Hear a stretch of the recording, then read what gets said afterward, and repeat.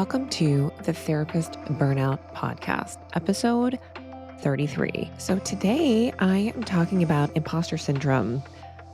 I wanted to start with sharing a personal story. I'm inspired by episode 32 when I talked with Arya Prasad about her experiences of imposter syndrome.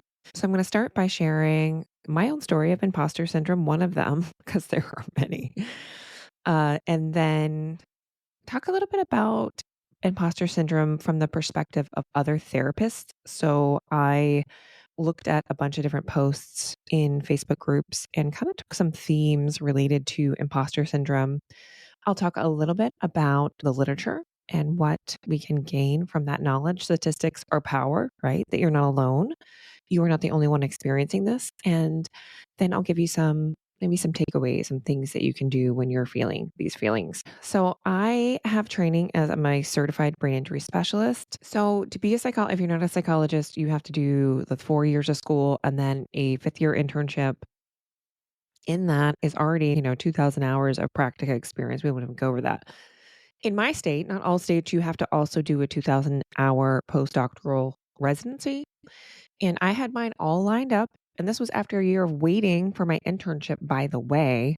So I had a year gap between the time I was able to finish my degree during the time of, I don't know, maybe it was 2010, 2011. There was a match imbalance. Psychologists go through a match process. And there was a match imbalance. So I had to wait a year. There was like 25% of people that didn't match to an internship. Crazy. And now there's like too many places now, I think. When I looked at that, it was like, there's more sites than there are students. That's great. uh, so I didn't have to deal with, or they don't have to deal with throwing laptops across the room. I digress. Okay. So I had my postdoc all lined up, and that was during the, I don't know, last financial crisis. So this company I was where my partner was also working for that company. He's a psychologist. They went under. He was just finishing up his postdoc, by the way. He didn't even get all his hours. I think he needed like 50 more hours, and that was a whole rigmarole to get his stuff together. But I was out of a placement. And so if you are in the summer about to start a postdoc, it's really hard to find another one. So here I was waiting another year when I had waited that other year for internship. And I was just like, should I have become a psychologist? Like maybe it's not in the car. Oh my gosh. I've heard so many stories about just getting through the licensure process. And I don't have the statistics in front of me, but I know that there is a percentage that is really, really large of people that do not make it all the way through the licensure process. So at any rate, I get to this point where I'm looking for a postdoctoral residency. My husband and I moved to the state of Maine because we didn't have a job. So we had to move in with my in-laws. We won't go there right now.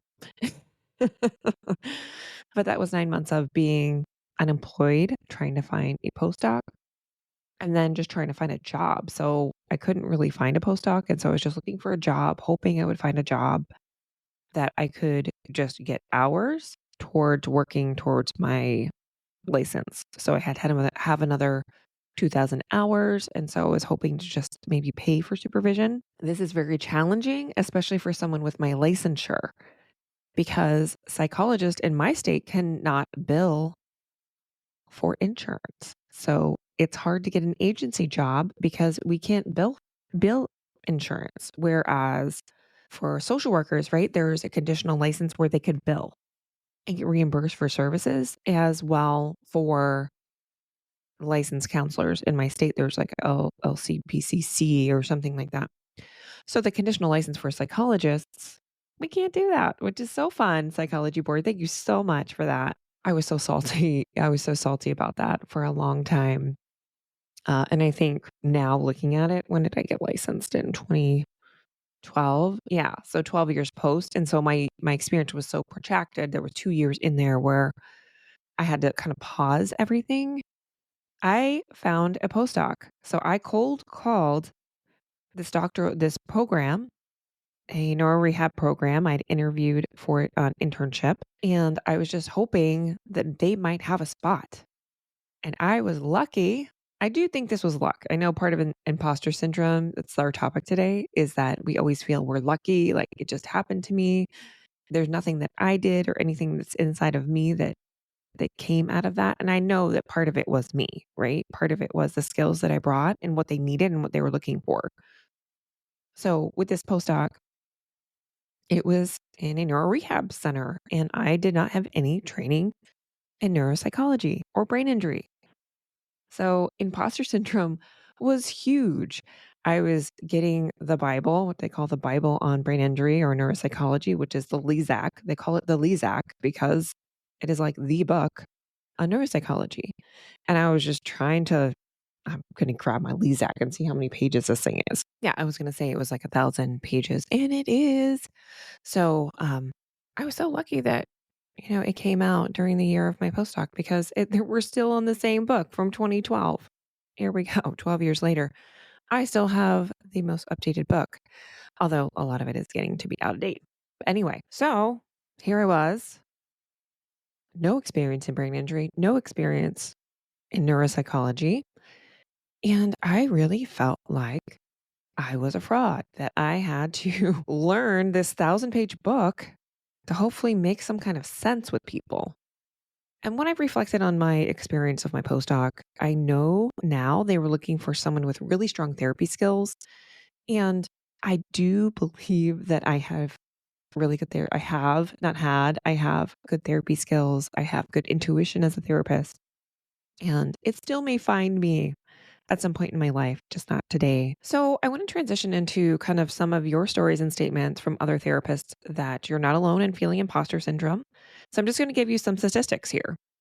So, from an American Psychological Association article, How to Overcome Imposter Phenomenon, and I'll link that in the show notes. It's a short one, but it's really great. It's from the Monitor on Psychology, which is our flagship journal. Up to 82% of people face feelings of imposter phenomenon, struggling with the sense that they have earned. Up to 82% of people face feelings of imposter phenomenon, struggling with the sense that they haven't earned what they've achieved and they're a fraud. Furthermore, there's an ongoing fear that usually experienced by high achieving individuals that they're going to be found out, right? Similar to what my feeling was, or be unmasked as being incompetent or unable to replicate past successes.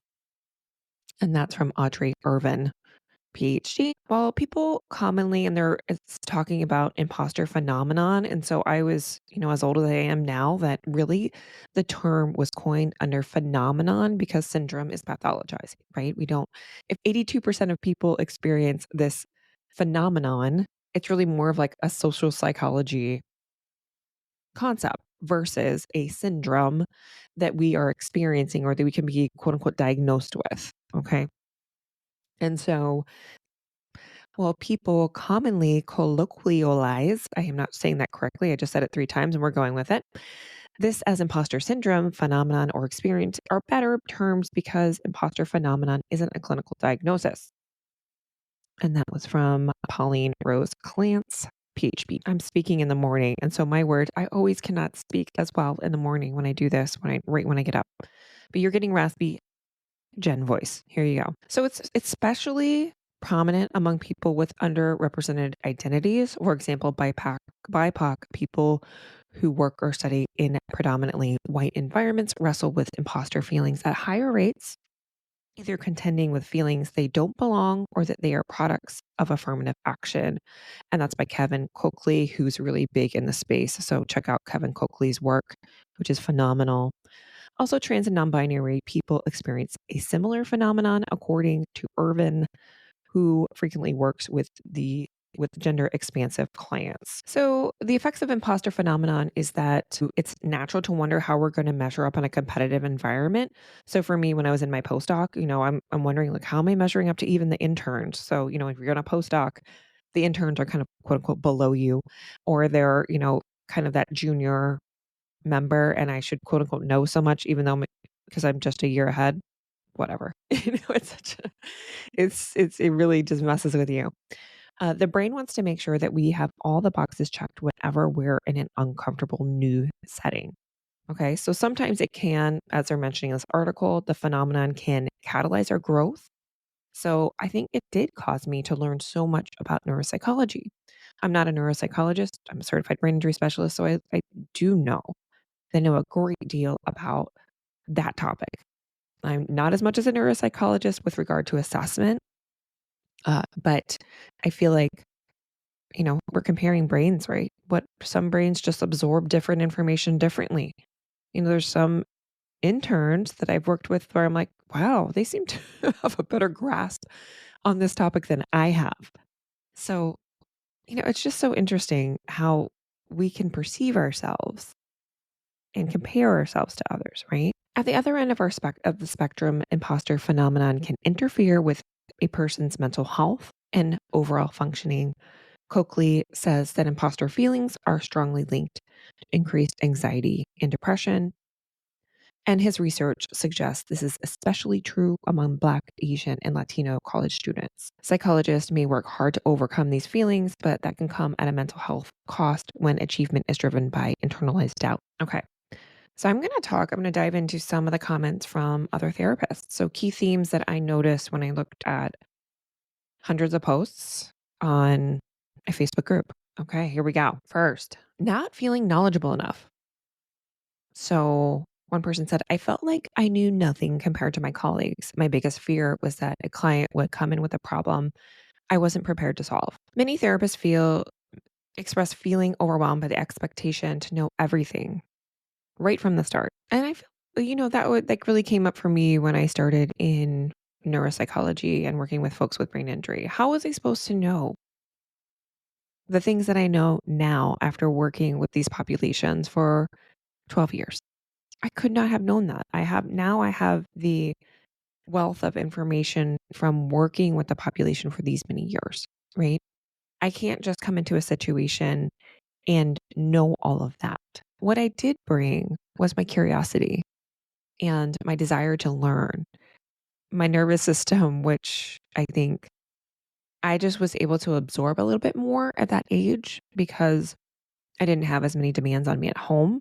So, really, I could have a bunch of time to just kind of relax and not have so much stress because I didn't have less demands on me at that phase of my life. So, I brought that definitely to that role. So, this theme comes up frequently. Therapists feel like they should be experts immediately. Okay, second theme is feeling incompetent despite accomplishments.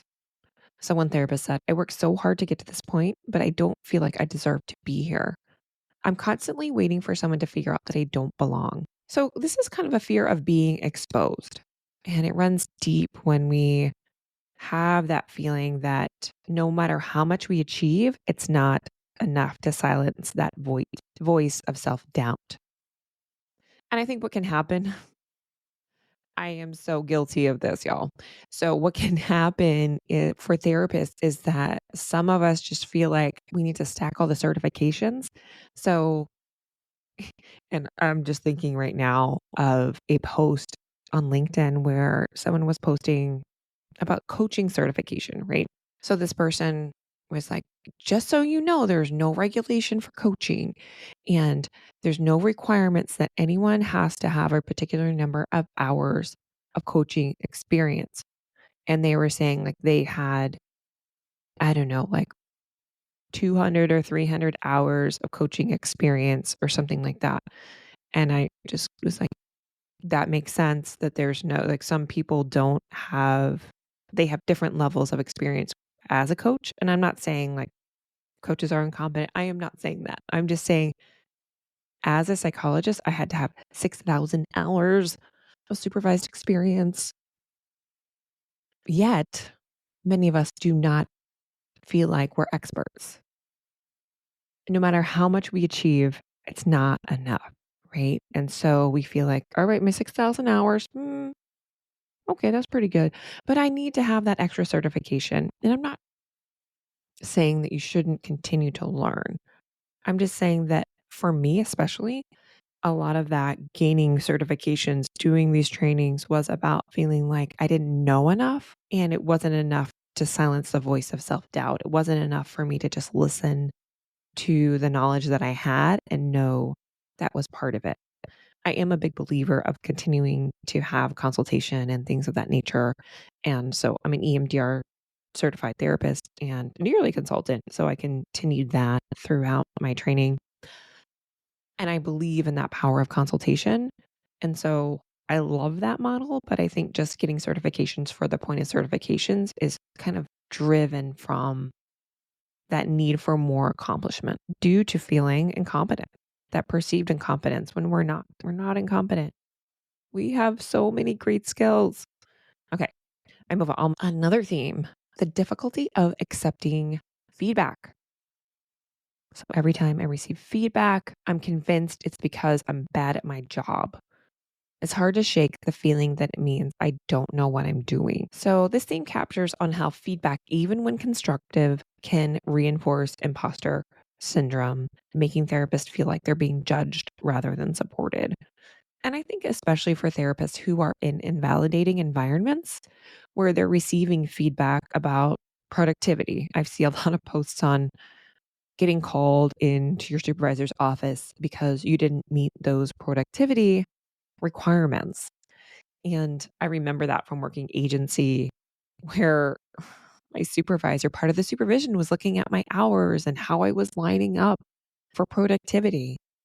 And just reminders that, hey, remember, if you want to take vacation, you really need to be at that 30-hour mark. Right now, we're at 28. So we need to make sure we're getting those hours up so that you can take vacation. I think that feedback, can be really tough on the therapist because we're feeling like less than because we are struggling to meet these productivity requirements that are not good for us, right? They're not good for our work. I just want to empower you that it does not mean you're bad at your job if, let's say, Sally therapist can do 40 out clinical hours a week and they're fine, which is not normal, by the way. I think of this therapist when I was on internship. They were a very senior therapist. They would do mostly intakes in this community mental health center, and they were praised for it. Like, oh, I'm making up this name, Sally therapist can, they do 7 or 8 intakes a day. They're a tank. They just can show up and do that work.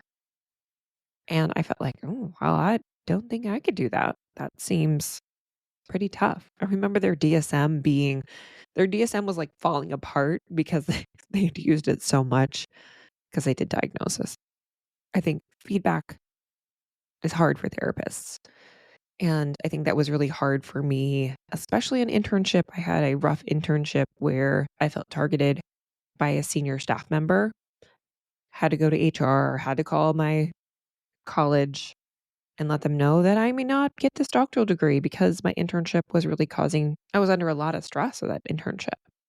And I felt really incompetent that I didn't know what I was doing, that I would be called into, the office. I was publicly humiliated for not knowing the cumbersome electronic health record, which I received no training on, by the way. I got through it. That was hard.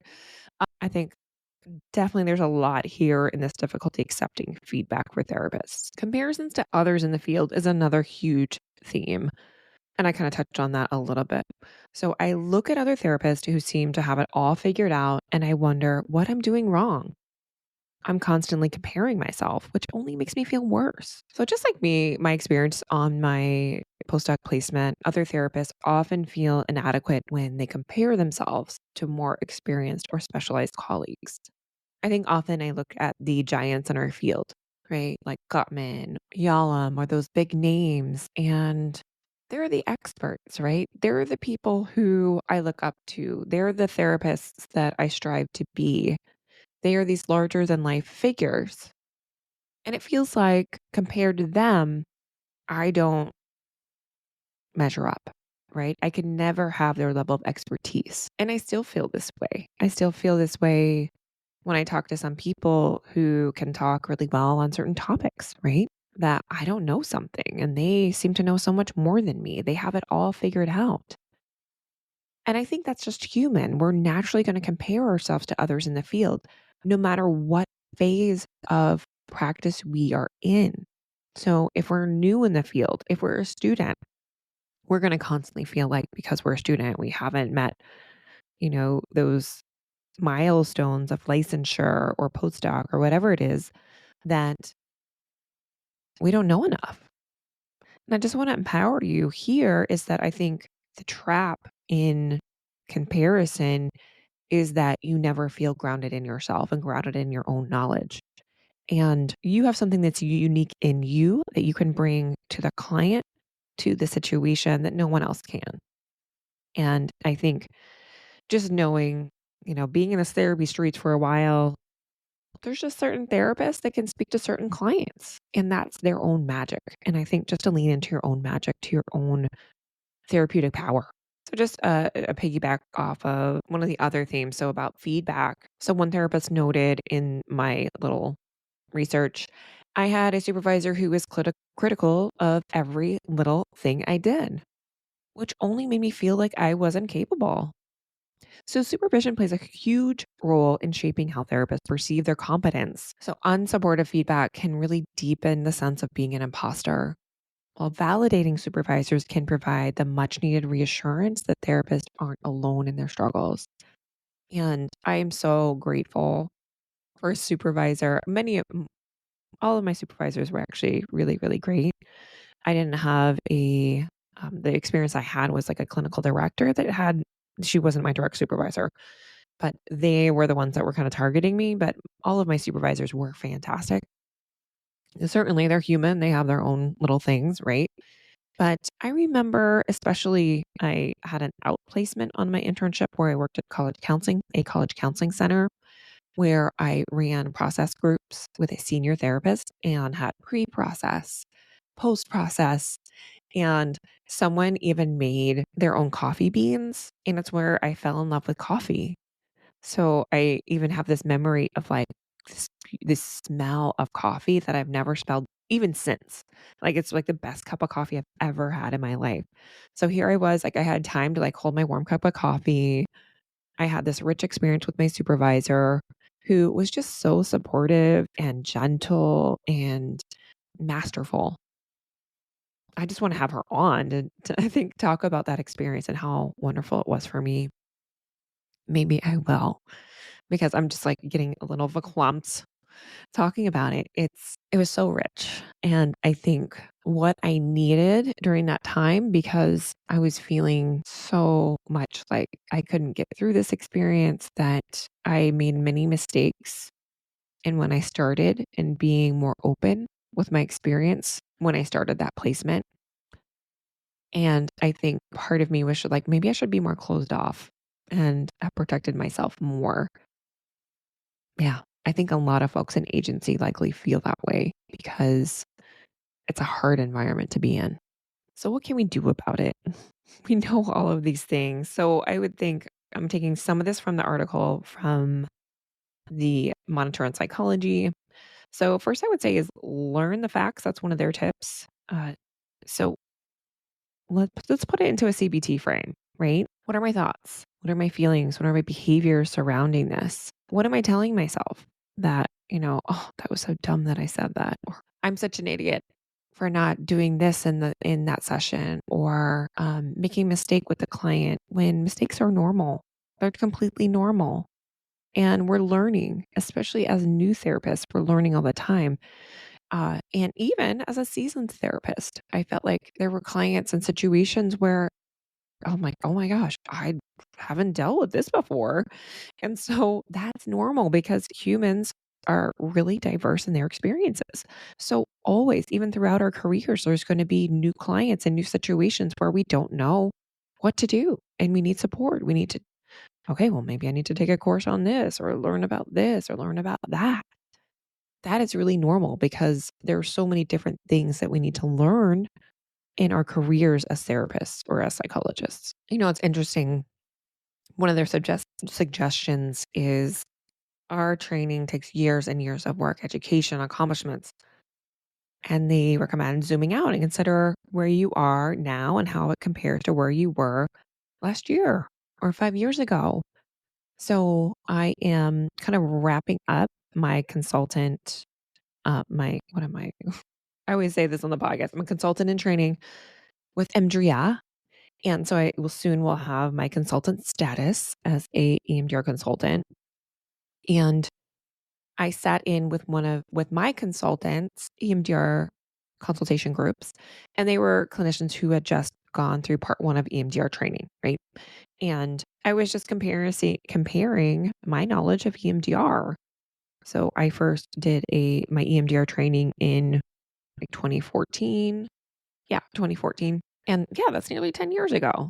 So my view of EMDR is so much more nuanced. I have a lot of sessions and expertise behind me of EMDR.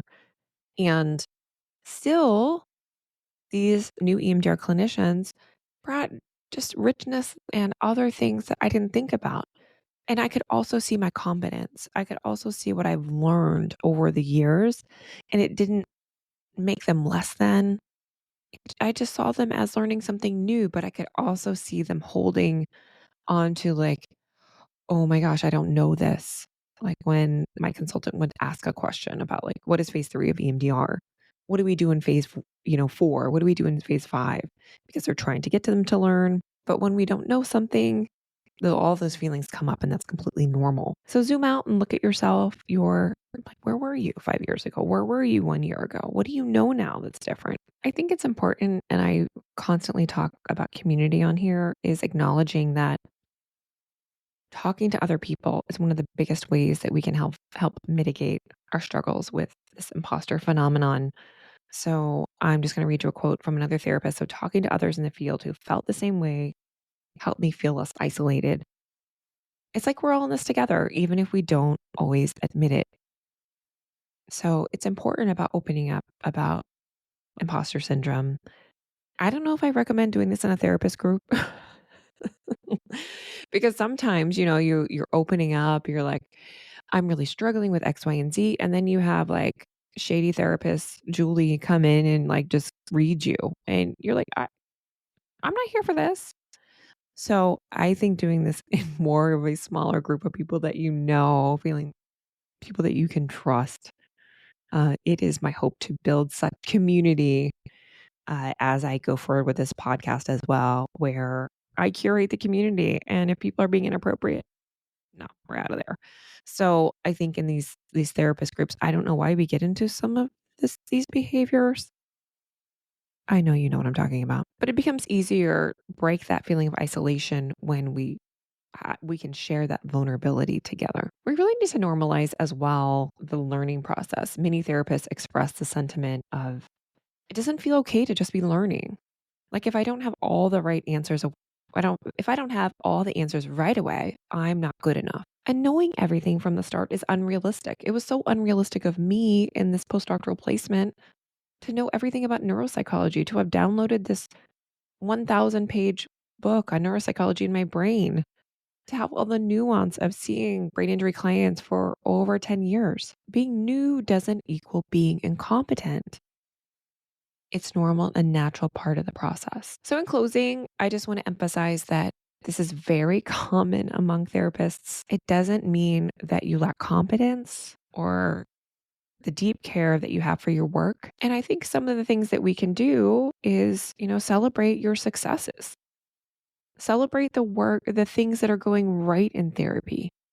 That is one of the biggest takeaways, like celebrating those successes and really seeking that support.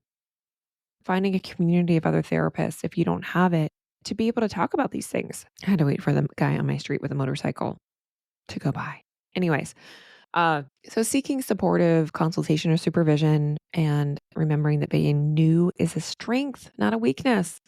And that was my biggest takeaway from my postdoc is that I was chosen, I believe, for that postdoc because of my newness, my curiosity, and my skill interpersonally, not what was in my brain at that time. And so thinking about that and thinking about what you're bringing as a whole person versus the letters beside our name. All right, I'm just going to give a shout out to my newly revised guide for therapists who are done with one-on-one therapy and they're trying to find other ways to work as a therapist. And so I am giving you this guide. I've also curated a number of my podcast episodes. So it's kind of like a pod course as well, where I'm kind of walking you through different episodes on the podcast and also giving you this guide of the first things you can do to make money now versus trying to like get 3 new certifications and start a coaching program to try to get out of one-to-one therapy. Those are all the things I did. I did.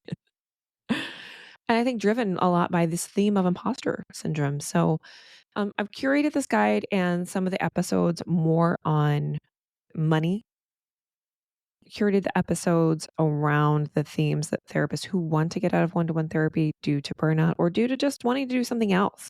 It doesn't have to be from burnout. It could just be, I got into private practice and it wasn't like a great fit for me. Have we ever thought about that? That's more of what I'm saying lately. I think for my first whole year after I closed my practice, I felt like I failed, that I couldn't hack it. I wouldn't say that out loud so much, but it felt a lot like failure. And now I'm seeing it as it just wasn't a good fit. I mean, I need to be around other people. I need to be doing other things. For me, like, sitting in a room one on one all day long isn't great for me. So I just have you, look at that, grab the link in my show notes, and I will talk with you guys next week, or I'll do a hot take. I am not sure yet. It is still summer. All right. Have a good one. Thank you for listening to the Joy After Burnout podcast. Be the first to hear new episodes by following the podcast in your podcast player. This is an informational podcast only. Any information expressed by the host or guest is not a substitute for legal, medical, or financial advice.